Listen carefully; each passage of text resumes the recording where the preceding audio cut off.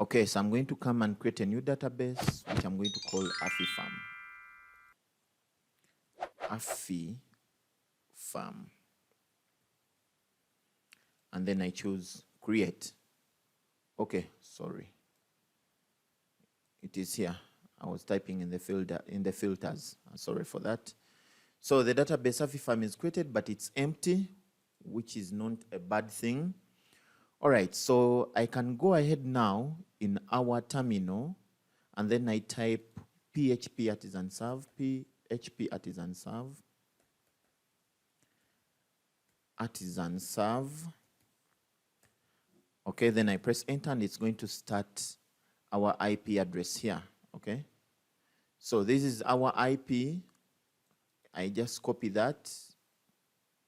All I type localhost 8000. So localhost 8000 or IP, which is 1 to that. Okay, so it's going to start our default Laravel project. All right, so we don't need this, first of all, but what this is simply asking, so all our views, okay, are going to be here in resources, views, okay, welcome. So this is what we're seeing at the moment, okay?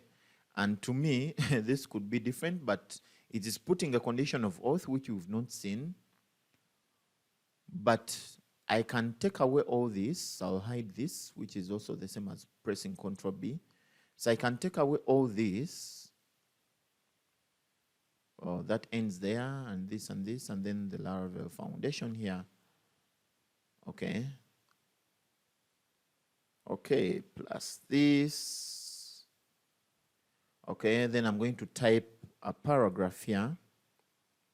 And I say, welcome to AfiFarm. Welcome to AfiFarm. AfiFarm Lite. Okay, so I can do that. Then I come back here and refresh, and it's what we are seeing here. I'll modify that by putting a style. Okay, I'll put a style, which style it will equal to the color to be white.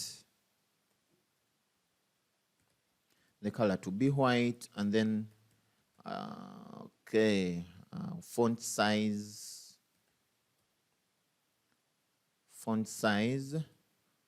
which will be 150%. Hope I still remember that of the font size.